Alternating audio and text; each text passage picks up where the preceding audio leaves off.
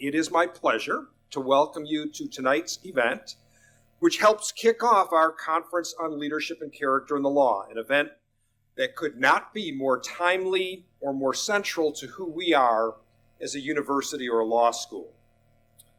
This gathering is part of Wake Forest University's Program for Leadership and Character, which is a signature initiative for our university and increasingly a defining feature of our law school's identity as well.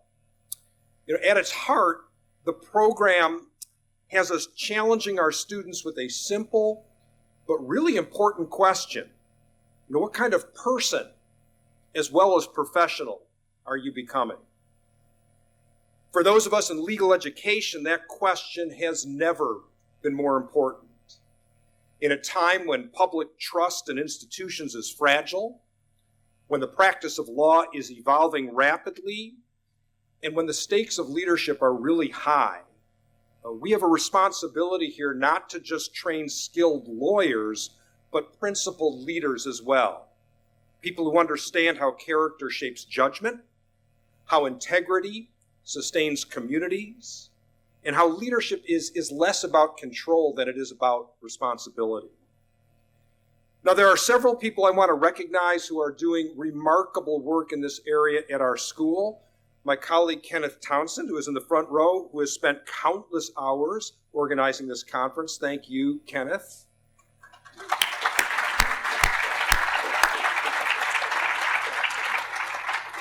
I don't know where they are because there's light shining in my eye, but my colleagues Ben Rigney and Nancy Winfrey, who put so much effort and energy into engaging our students, faculty, and staff on the types of issues I described. Ben and Nancy, if you could raise your hands so we can recognize you as well. I would be remiss if I did not acknowledge Michael Lamb, who exemplifies leadership himself and leads our program across the university. Thank you for all that you do, Michael. And in addition, I do want to thank the Association of American Law Schools section on leadership, which is co-sponsoring this week's conference. And I know that we're going to have a number of members of that section as part of our panels during the day tomorrow. Now, we are also very fortunate to have an outstanding leader as our keynote speaker this evening, someone who undoubtedly will be a thoughtful contributor to this conference's conversations. North Carolina Attorney General Jeff Jackson brings a range of experiences to this conversation as a military officer, a prosecutor, a legislator, and now our state's top legal officer. Across all of these settings, he's demonstrated a consistent commitment to public service and to engaging the people and communities that he serves. So we are very grateful to have you with us this evening. Please join me in welcoming to the podium our Attorney General, Jeff Jackson.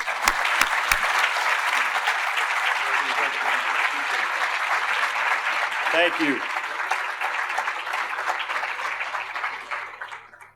That was a very generous introduction. I really appreciate it. Thank you, Dean. Good to see all of you. This has been something I've really been looking forward to. This is a tremendous honor. I really appreciate this. It's been a wonderful day. I've spent my entire day in Winston-Salem, stopped by the police department to check out their real-time crime center. If y'all don't know, Winston-Salem has the state's best real-time crime center. It's the technological nerve center for the police department. A few years ago, they did a site visit to Chattanooga and saw that they had this fancy real-time crime center.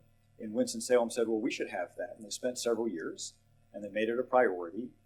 And now they have this fantastic thing that people from across the state and across the country come here to check it out. So we checked it out. We did a press conference from inside it because they're very proud and they wanted to show the community, the taxpayers, that they had made a very good investment. And as one of the examples, basically it's hooking up a bunch of cameras and drones and license plate readers and stuff like that, finding suspects and stolen vehicles and missing persons. This young boy who was 10 years old ran away from home and he was 12 miles away from his house, and they found him and they went and picked him up. So they're telling us all these examples. And they showed us this one video clip of a suspect who was running away and down some alley and found a trash can and decided that would be a good place to hide. And so you're just watching him on video get into this trash can. And you kind of feel bad for him. So you're like, buddy, you don't know there's a camera there, and your trash can is there. And so it's like he's doing this as a performative thing almost, because it's so close to the camera. And then the police officer, they're in the ear to the police officer. Yeah, he's in the trash can. Go get him. And so the police officer just goes over and goes, probably want to get out of that trash can. And then the guy has the most humiliating moment of his life as he gets out of this trash can. So to all of you students who are under so much pressure right now, you're doing much better than that guy. And it's wonderful to be on a college campus. All of you students will appreciate this, and you'll experience this at some point, I promise you, of coming back to your alma mater, not having to worry about exams. And you'll get to appreciate how beautiful it really is. And driving onto your campus, especially today, because it was gorgeous, it's so beautiful. And I want you to know, I'm so consciously aware of not having any exams that I have to worry about here. And so I get to enjoy the fullness of the experience where you only get like 75% because the rest of your bandwidth is like stress and anxiety. But someday you'll come back here and you'll get to enjoy just how beautiful this place really is. And what an incredible launching pad it served for all of you, and how fortunate you were that by some combination of luck, skill, and who knows what happenstance, you found yourself at such a remarkable institution. So, all that said, hi, I'm Jeff. It's nice to meet you. I'm your very new Attorney General. This is my 85th day on the job. And I've been very kindly invited to come and give these remarks. I want to tell you up front, I'm not going to stand here at day 85 on the job and pitch you my accumulated wisdom of being Attorney General. I'm going to give you a sense of what these 85 days have been like and some early lessons that I've learned, but that's the limit that I can really take you to with any candor and with any honesty. The experience that I bring to this job is mainly, as was mentioned, as a former prosecutor and a soldier. I went to law school to become a prosecutor. That was the job that I wanted. I graduated at Carolina and got a job at Gaston County. It was the first DA's office that would have me. So I started there. I still remember when I got my interview, he was walking me around after the interview. I was pretty sure I had the job. I wasn't 100% sure. He never actually offered me the job. He opened this door and he goes, and this will be your office. And I was like, oh, I got the job. Oh, thank God. Okay. And then he goes, and good news, we're going to start you at $38,000 a year. I said, hot damn. Things are going to be okay. Outstanding. Did that job for several years. Loved it. Loved being a prosecutor. One of the great things about being a prosecutor is you never have to make an argument you don't personally believe in. You get total fidelity to conscience. Not every attorney gets to do that. By design, you just can't allow that for every single person who is entrusted with the best interests of their clients. But as a prosecutor, you get total fidelity to conscience. I loved that. And I just told my boss, I did the job for several years, and I had just told my boss, I'm doing 30 years. I'm a career prosecutor. This is it.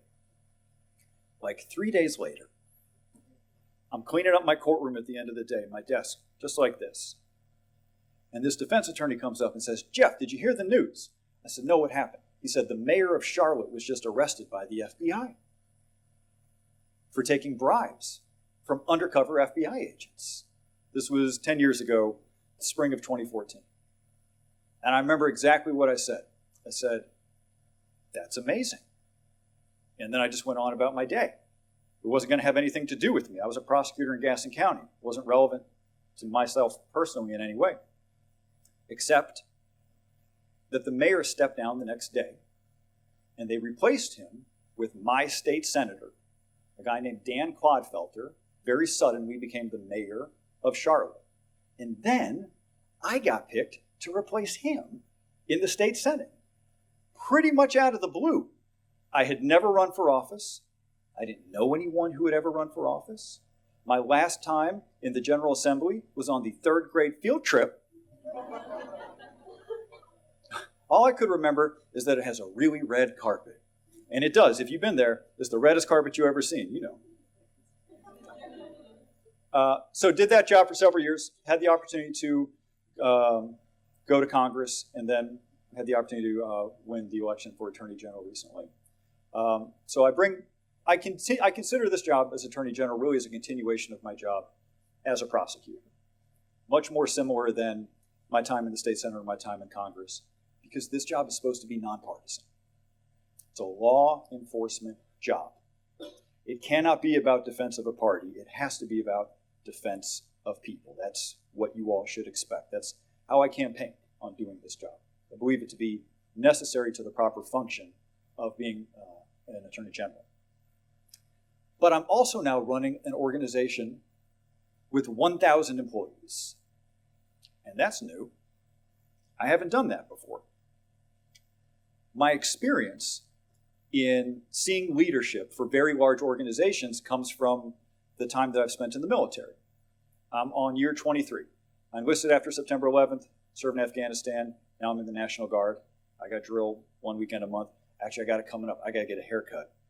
If I show up like this, that's bad news. And here's what I've seen. So you get to see a lot of leadership rotation in the military because it's a hierarchical structure and the units go up in size, and you get to see all of these examples of different kinds of leadership. Your squad level, your platoon, your company, your battalion, your brigade, your division, your corps. In Congress, I was on the Armed Services Committee, so I got to meet with division and corps leaders, 3- and 4-star generals. I've had the opportunity to see dozens, I guess hundreds, of military leaders. And the best ones, when they take charge of their unit, whether it's the lowest level or the highest level, the way they do it is they come in and they say, I'm going to identify the problems. I'm going to take responsibility for them as if I created them myself. I'm going to fix them, and then we're going to march on. That's what I've seen that I really like. So that's what I'm trying to take to this. This is not NCDOJ. It is by no means a military organization. But it does have something in common with military organizations that I've seen over the last 85 days. It's full of mission-driven people. And mission-driven people are a somewhat different breed. Their motivation tends to be internal, not external incentive. And their motivation just doesn't quit. When they achieve a mission, they want to then achieve the next one, and the next one, and the next one. If you know in your life mission-driven people, if you are one, it's very clear to you about yourself and about other people. NCDOJ is full of these people. And it's this tremendous honor to be able to work with people who have that level of motivation and that level of selflessness. But there's a leadership lesson in it. Because one of the things mission-driven people tend not to do is celebrate their wins. They just move on to the next mission. It's mission accomplished, now next mission. And so one of the things you have to do as the leader, but we have many leaders there, for all of the leaders, we have to do a very good job of making sure we pause to celebrate. Because it's part of this healthy cycle of identifying your mission, gearing up, going for it, giving it everything you've got, accomplishing that mission, no matter what it is, and then the team celebrates. And if you skip that last step and you just link mission after mission after mission, they'll do it all because that's their temperament, it's their natural disposition, but they'll burn out. So what we have to do very intentionally is create the pause to say, real simply, hey, job well done. You did it. You were given this really difficult thing. You assembled a team. Your team accomplished it. This is fantastic. Hey, everybody. They just did the thing that we all love and admire so much. And now we go on to the next mission. It's been a really interesting lesson for me to see how important that is, in that it won't happen unless you intentionally create space for it. Something else that I've learned Internally, our employees, all very mission-driven, and will pretty much do what I ask them to do. I say, okay, here's the issue, here's the idea, let's take some feedback, now let's execute, and they'll execute.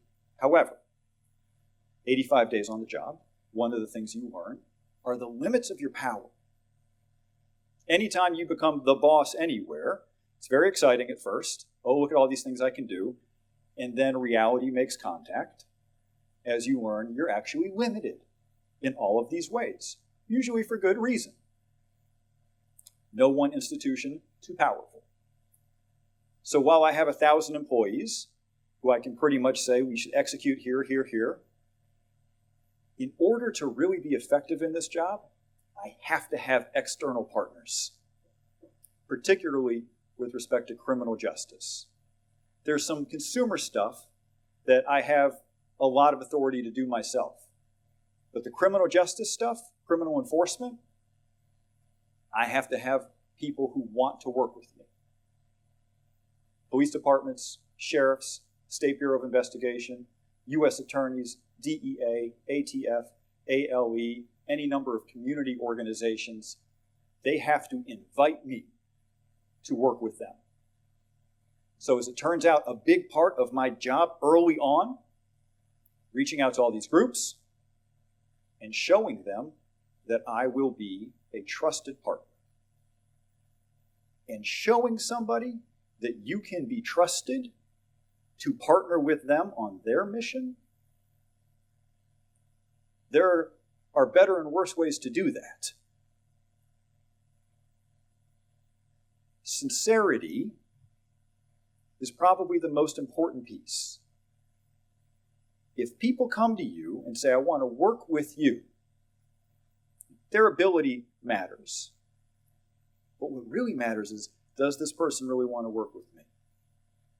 Does this person really mean it when they say that they and I have the same goal in mind? Having those conversations where there's text but there's subtext, it's been very interesting for me. They're asking me questions about my life, my experience, what it's like to be Attorney General, but what they're really doing is sizing me up. Can I trust this guy? He's basically asking me to take a chance on him. I don't know him. He's new. We don't have any track record on him, at least in this job. Be easy for me to just ignore this guy, but maybe it's worth it. Let me give you some examples of some things we're working on specifically about and tell you the partners I need in order to be effective here. Just asking, but do we have any press in the room? You have to tell me, that's the law. That's not the law. Oh, look at this one hand. That's fine. That's fine. That's no problem. Just means I'm not going to say any of these things I was about to say. It's okay. I'll put you on my group chat later, okay?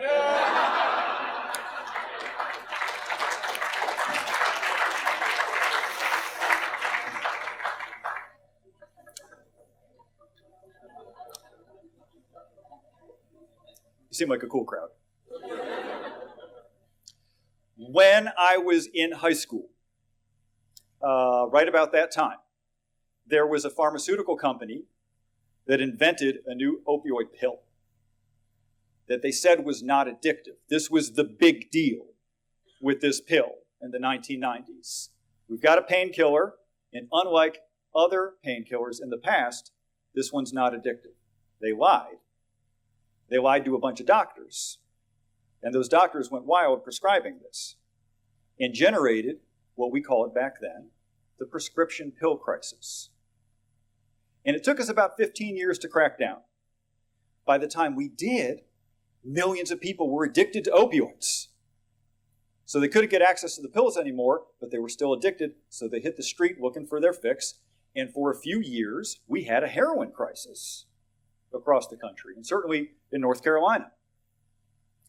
Now heroin has been replaced with synthetic heroin. And you know what we call synthetic heroin? Fentanyl. The fentanyl epidemic, which is killing about 6 people a day in North Carolina, is the third wave of the opioid crisis that got kicked off in the 1990s by Purdue Pharma and the Sackler family, when they invented OxyContin and lied to everybody and told them that it wasn't addictive. So why the fentanyl crisis is so much worse in the United States than it is in Europe or other wealthy parts of the world, because it was catalyzed here with the original prescription pill crisis. So there are all of these things that I need to do as Attorney General, given that we still are losing 6 people a day. This has to be a top priority. Just in terms of the loss of life, it has to be a top priority. So what can we do about this? Well, a handful of things. At the low level, we can coordinate with law enforcement and make sure everybody is talking to each other and saying, all right, we've got a trafficker here. We think he's going over here. Let's coordinate resources. Let's coordinate information. So yesterday, we convened our office, the fentanyl task force, to bring law enforcement together from different parts of the state and say, what are you seeing? Who are your top targets? How do we share resources? No one in that room had to be there. None of those law enforcement, none of those police departments or sheriff's offices or U.S. attorneys, none of them worked for me. And it was my first time inviting all of them to come and meet with me. And I could tell at the beginning of the meeting, sitting back a little in their chair, looking at me like, all right, let's see how this goes. And it went okay. We had a good conversation. And at the end of the meeting, I said, by the way, I just want to point out something to you. We had some press call and ask if they could put cameras and watch us do this thing. And this is like a very common thing. You know, police officers and law enforcement gets together and we want to show the press what we're doing. I told him, I said no, that I didn't want the press in this meeting. Because, as I told these officers, I didn't want this to be a bullshit political optics thing. I wanted it to be a real, candid conversation. Just in that moment, you could see these guys go, oh, he's real. Oh, he means it. Which means they're going to take my phone call next time, which was the real goal of that meeting. We need to talk about fentanyl. We need to exchange information. But what I really need is an opportunity to prove to these folks that I'm worth working with. Because I can't do a lot of the things I need to do unless they decide to work with me. I'll give you another example with respect to fentanyl. The whole fentanyl trade is being run off Chinese money laundering.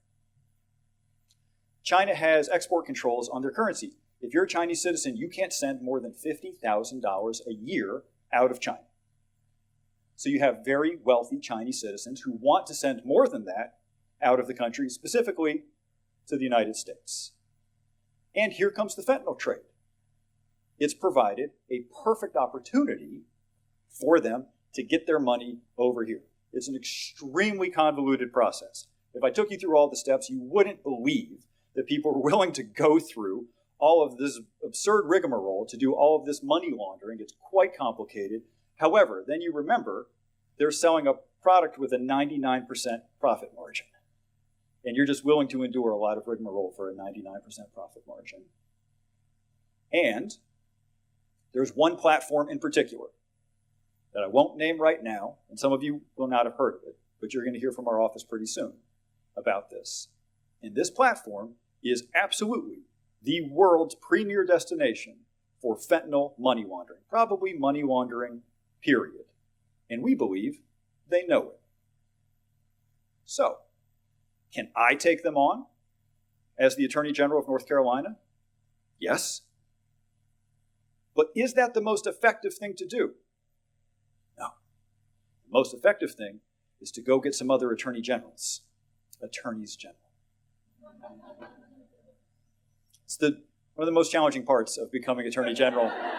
It's learning the proper pronunciation of the pluralization of Attorneys General.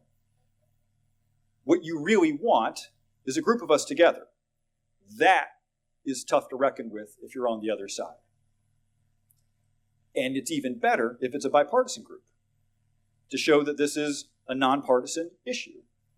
So it involved calling other AGs, many for the first time, introducing myself and saying, hey, I'm the new guy up in North Carolina. I know you care about fentanyl. I care about fentanyl. There's this company I think is involved in a lot of money laundering. would you like to work with me on this? And then there's a pause. And they're thinking, do I want to trust this guy? They say, okay. I say, listen, here's what I'm going to do. I'm going to send you a draft of what we're thinking about doing. Happy to see any change. I make it as easy for them to say yes as possible, because that conversation's not really about fentanyl.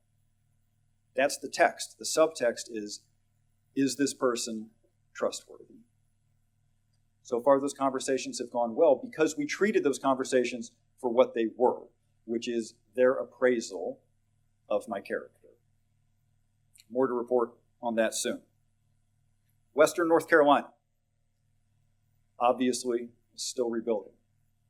We went out there a couple weeks ago and we did a tour of some businesses that are completely devastated, but that have decided to rebuild. And one of these restaurant owners was talking to me. He was right next to his restaurant. And the cameras were sort of next to us. And he brought me away from the cameras because he didn't want them to hear what he was going to tell me. He goes, by the way, I'm getting a supply of copper pipes in next week. I don't want anybody to know I'm about to get copper pipes because they're going to get stolen from this property. He said, I just want it to be safe to rebuild. And I thought that was really interesting. I thought that spoke to the core of what our lane on this should be as NCDOJ, making sure that it's safe for people to rebuild. So we're launching our Safe to Rebuild campaign in about a week. And it involved me calling all the chiefs in these affected counties, all the sheriffs, the DAs, the new U.S. attorney who was just named a couple of weeks ago, and saying, hey, you don't know me. A lot of you didn't vote for me. Some of you were kind of bummed that I'm in office. But here's what I heard from this guy. My sense is you have that concern too, property crimes. My sense is you're also concerned about contracting fraud because the state has sucked up a lot of the licensed contractors to do big state work, but there's still all this demand by mom and pop residential and small businesses. So the unlicensed contractors are starting to descend on Western North Carolina. There's a concern about people getting ripped off there. My sense is we share that concern. Will you join with me in an effort, in a few press conferences and some other initiatives to send a message to the citizens that we care about property crime, that we care about contracting fraud, to send a message to bad guys, you shouldn't do this. And they all said yes. And every one of them who said yes was a boost for me and my team. Because it's not just about this. It's about them deciding that we, as an institution, NCDOJ, can be a trusted partner under new leadership. Oh, last. Y'all been getting those text messages about quick pass toll? Don't you pay that? Don't, some of you have, at least one of you has. A state legislator has. He ran up, told me the other day when I was in the building. This scam started last year, was geolocated to a city in Canada. We believe they then shut down operations and moved to the United States, so there was a lull in the scam. They originally started with 3 states, it was like Illinois, New Jersey, and New York. I think the 3 states with the most toll roads. And now they've broadened it to basically any state with a toll road, so here we are. And they must be making money hand over fist. And by the way, we're going to be taking some action about this, and we'll have that announcement probably in a week. But to take action on this involved me showing that we could be trusted to a wide range of people, because this is a digital crime, and there are a lot of different enforcement mechanisms or possible enforcement mechanisms, some of whom aren't motivated enough. And that's a piece of this thing. A piece of this thing is, I need you to trust me so that we can work together, and I need to find a way to motivate you. Because you're sort of like the cop on this beat, and I think we could be doing a little bit more, but they're not my employee, so I don't get to say that. What you have to say is, boy, I sure am excited about accomplishing this mission with you, and here are the resources we're prepared to dedicate to do it, and I want to assure you This is going to have our full attention. We're going to treat this as a high priority. This is me at 85 days in, giving you my best rendition of how to motivate people who don't work for me. And we're going to have some announcements about the Quick Pass scam, by the way. This is certainly the greatest honor of my life, to be in this job. And to be in this job in this moment, when faith in institutions must be at a historic low point, at least for my life. And what I tell people is, I know anxiety levels are a little bit high these days for a lot of reasons, no matter your politics. Faith in institutions very low. But if you could see these people that I work with, you would feel better. These folks, who you will probably never meet, have dedicated their lives to protecting you, protecting your family, in all kinds of ways, many of which you've never contemplated, many of which you've never had to contemplate, because they've been successful. Some of you are still thinking about what your careers might be. Would love for you to come and work for me. Want you to see yourself in public service. And this is a rotten moment to make that pitch for a lot of reasons. It's become an extremely unstable professional career at this point, which is why it's so fortunate that I happen to be here in this moment to tell you as strongly as possible that you should be open, that you should be compelled to consider careers in public service, because it is so fantastically rewarding. And for the young folks who hear that and say, well, it makes sense, sounds good, but that doesn't line up with my grand plan, and I think I kind of got this figured out. Let's all be a little more humble about our grand plan. I'm certainly not here as the result of mine. And the first job that you get, whether that's out of undergrad, out of grad school, out of law school for some of you, rather than making sure that that's aligned with your grand plan, it'd be a whole lot better for you if it's a job that you felt was cool.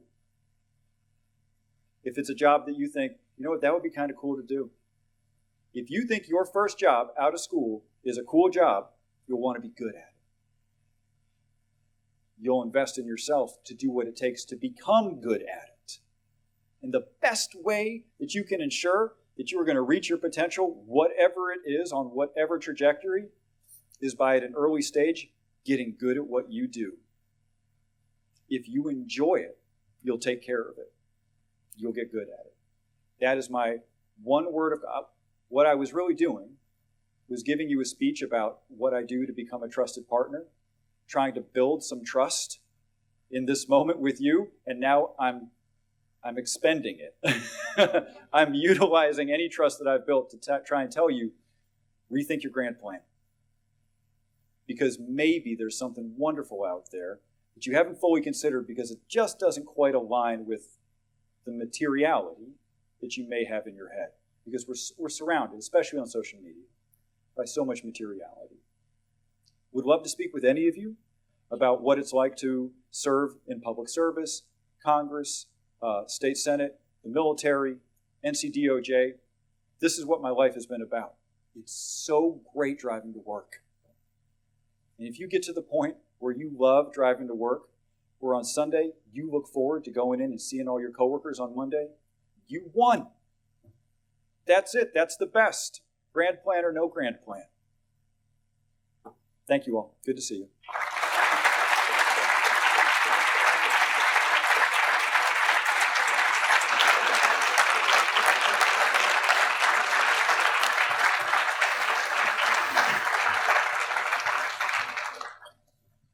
Thank you so much for sharing, 85 days, but also several years of accumulated wisdom with us here today. Thank you.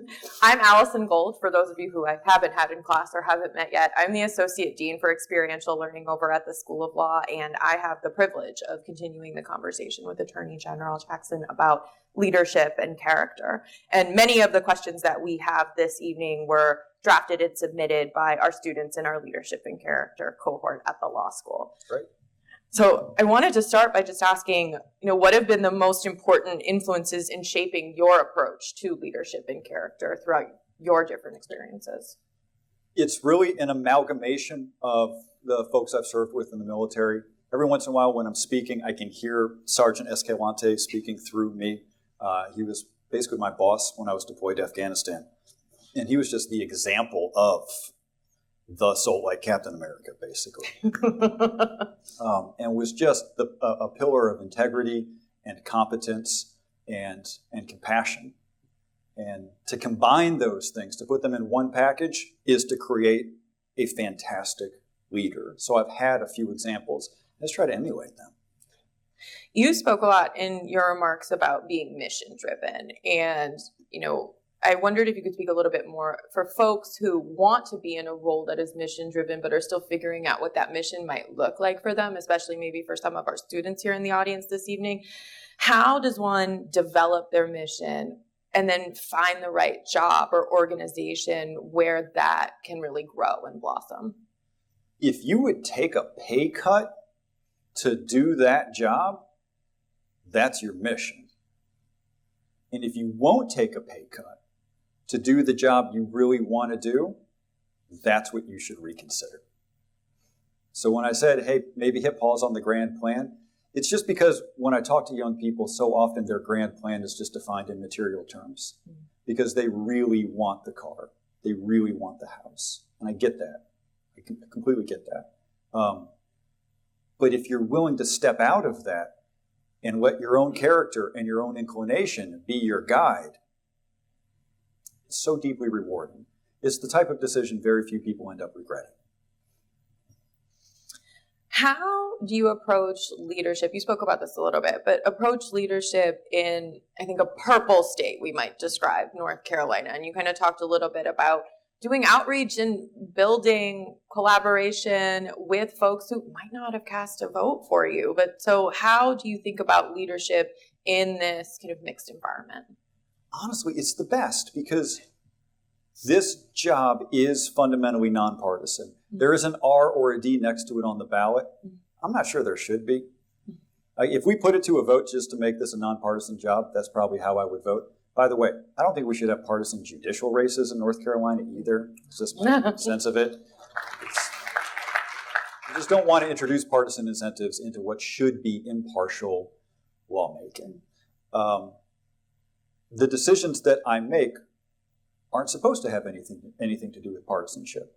In a highly partisan moment, I consider myself very fortunate to try and be a symbol of nonpartisan leadership, because I think that's something that we could all really use. Nonpartisan leadership is practical leadership. Nonpartisan leadership is leadership that talks to you about robocalls and fentanyl and all that stuff that we just, and I didn't even talk about Ticketmaster. Y'all, I'm on them. On them. I was going to give you a whole spiel about Ticketmaster. Pending.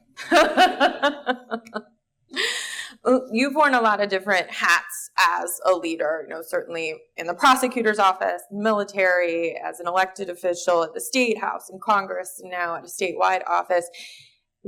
How has your identity changed, or has it, in each of these different roles, or have different parts of your identity been emphasized in different roles? That's a great question. The students wrote it. I cannot take any credit. Mm-hmm.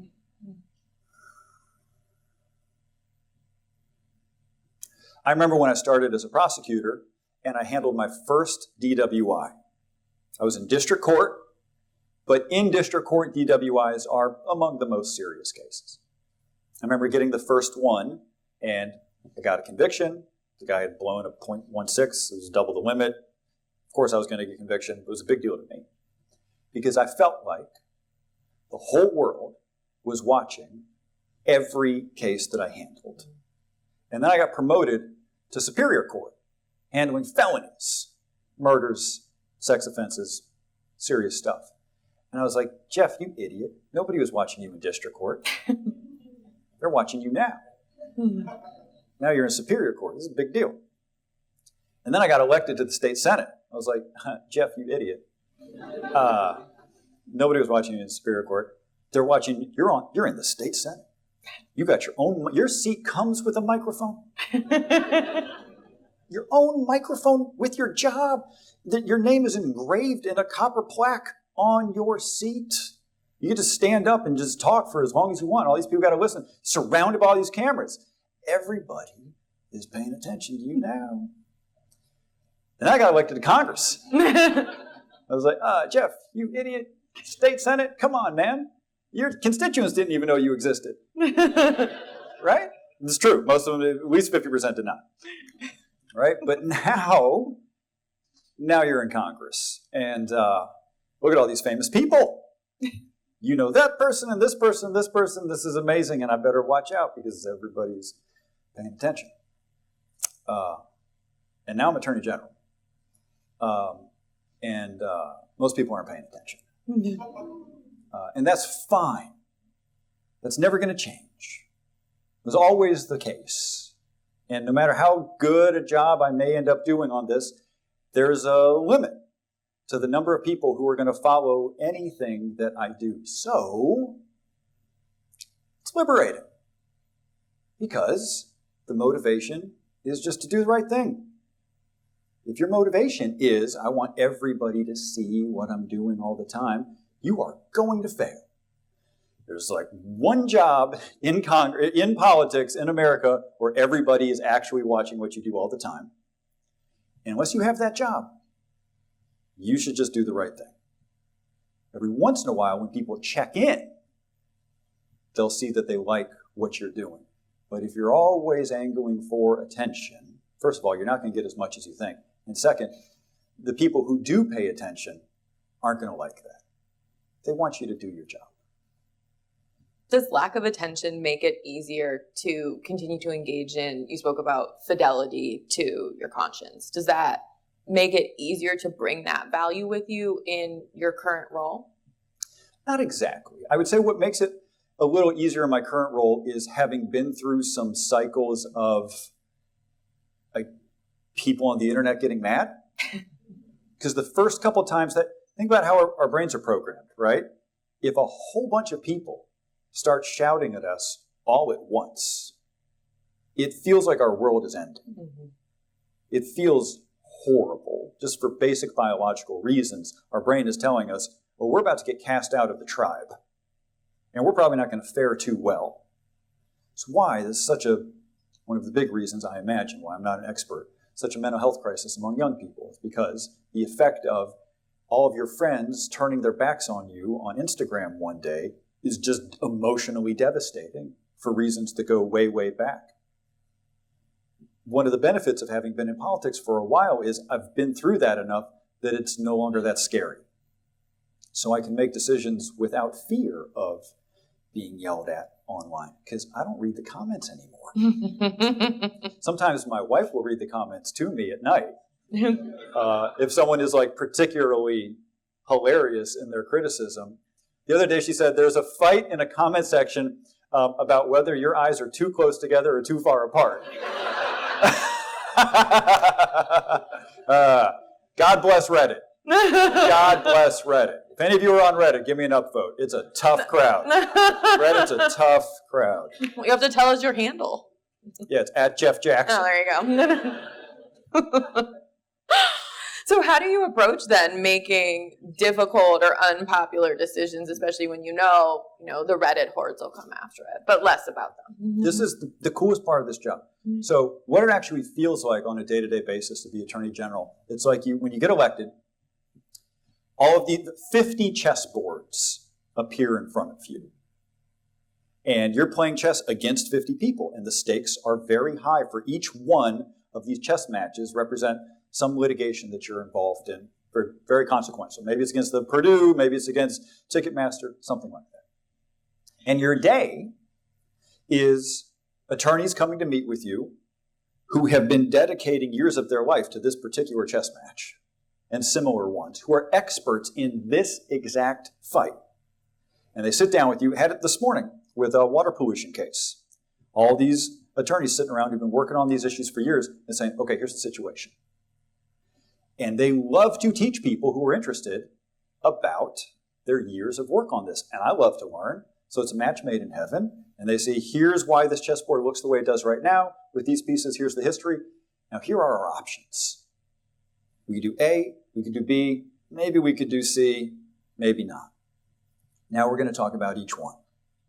I've got a team with me that I use to sort of evaluate all of these folks. And then I've got folks coming in who they know because we all work together and briefing us on these decisions. So it's a series of meetings to make some strategic decision on behalf of the state. And you'll feel very good if at the end of that meeting, you've spent 90 minutes talking about A, B, and C, and everybody agrees. It's got to be B. It's got to be B. If we all agree, we've had a chance to hear each other out, we're all got the same set of facts, all brought different perspectives, and we all agree it's got to be B, doesn't matter what the internet has to say at that point, because we've reached the level of maximum confidence as a good, smart, dedicated team that that's the right decision. At which point, then it's on my communication ability to go and explain to all of you, to whom I am beholden, here's why we made this decision. Even if it's not immediately apparent why we would, I'm going to tell you as best I can why we did this. Do you ever have instances where you do assemble the team, you take in the information, you learn everything there's to know, and there's still division in what the right course of action is out of A, B, or C? Or maybe you're the dissenting voice in the room where you really think it's A and other folks on your team are like, no, we think it's B. What do you do, or how do you kind of navigate that type of decision making where ultimately you have to make the decision and stand by it? One thing that's helpful in those conversations when there is disagreement within the group is to start getting very specific about probabilities. So usually a disagreement between people who have the same set of facts about what to do is in the probability of some factor, some X occurring. And maybe I think it's 80 and they think it's 20. It's really useful for you to say out loud the number that you think this is.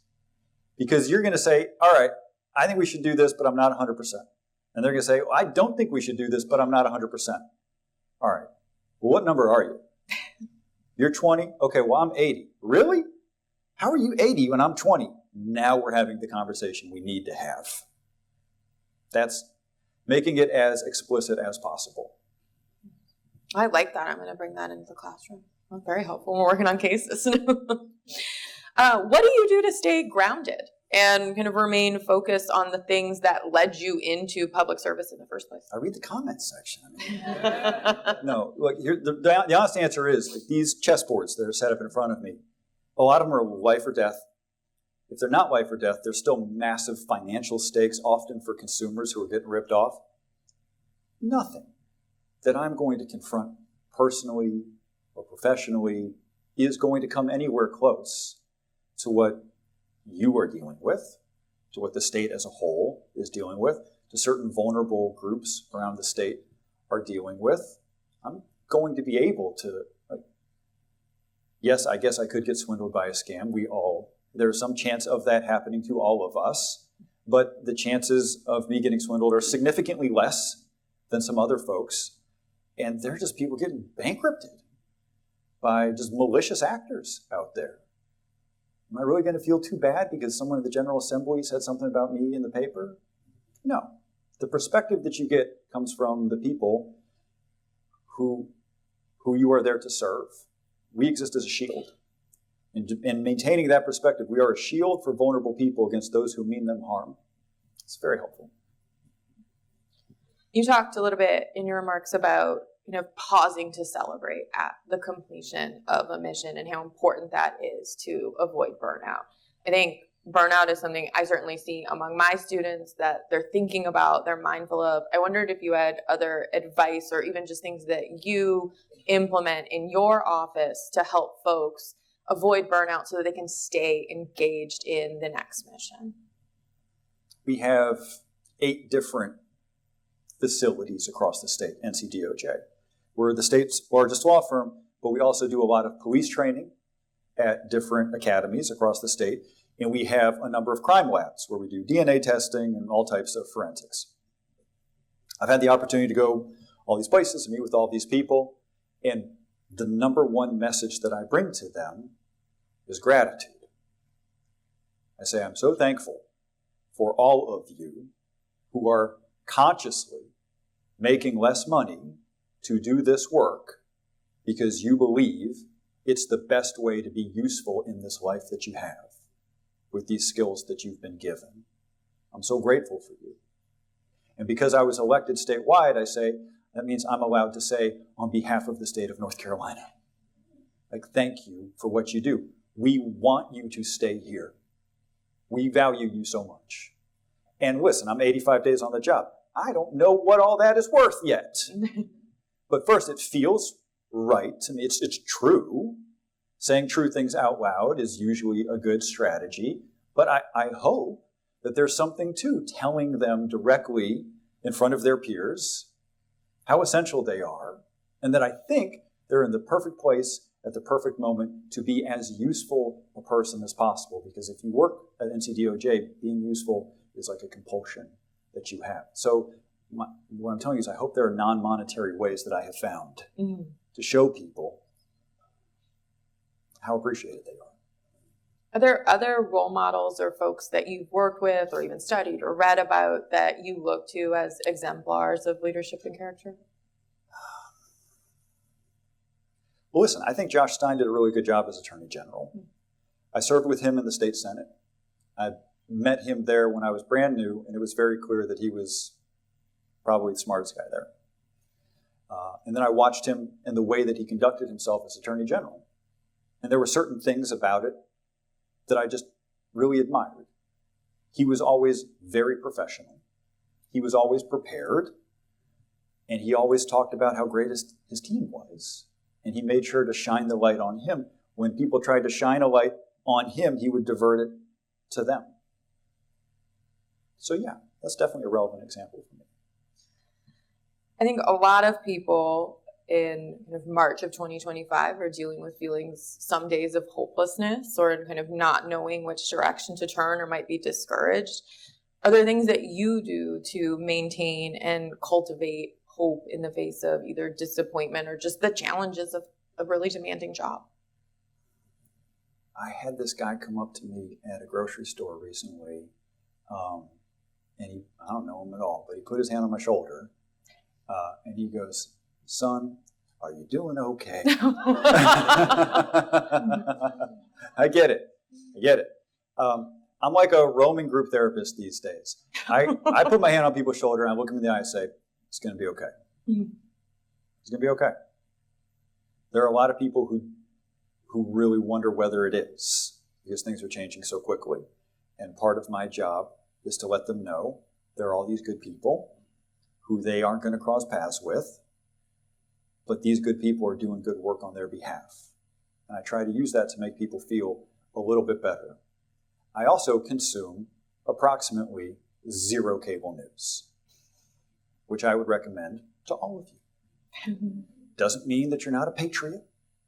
Doesn't mean that you don't care. But having been in Congress, I've been sort of on the receiving end of, or been able to see like the behind the scenes of what makes cable news tick, because they want me to come on and like scream at people. And I remember I was on the science committee, and on the science committee I was on the space subcommittee, and they would always call cable news companies, and they'd say, we want you to come on and we want you to pick a fight with this guy, this guy, this guy. And I would say, well, I don't want to do that, but we're doing this mission to Europa. It's got more water than Earth.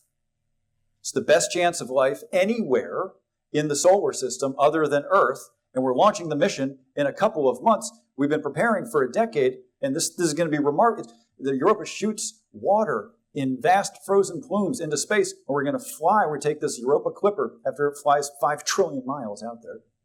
We're going to fly it through one of these frozen ice plumes. It's going to analyze what's going on this planet, see if something is swimming under there. And you know what? We all paid for this as taxpayers. And it's a sign of human achievement and human greatness that we're able to do this. It's one of the most amazing things we do as a species. How about I come on, we talk about that. And they go, no, that would make people feel good. These are the people into whose hands you are putting your emotions as you watch 1, 2, 3, 4, 5 hours a day of this stuff. By all means, be informed. But surely you can find a way to be informed from organizations that are not incentivized to crank your anxiety to an 11. Well, I think as we're nearing the end of the hour, I'm sure that everyone has, I think, taken as much from your remarks about hope and resilience that I have. If people walk out of here, is there 1 or 2 things you would want them to do? You kind of talked about, like, for our students and getting engaged and thinking about their mission. But if someone wanted to do something, tonight or tomorrow. Take it easy. Have a nice night. It's beautiful outside. Don't walk directly to your car. Take 10 minutes and walk around this campus. You're one of the most beautiful places on the planet. One of the most beautiful days of the year. Turn your phone off and go for a pointless 15-minute stroll. You won't regret it. Good to see you. Thank you so much. Thank you. That was wonderful.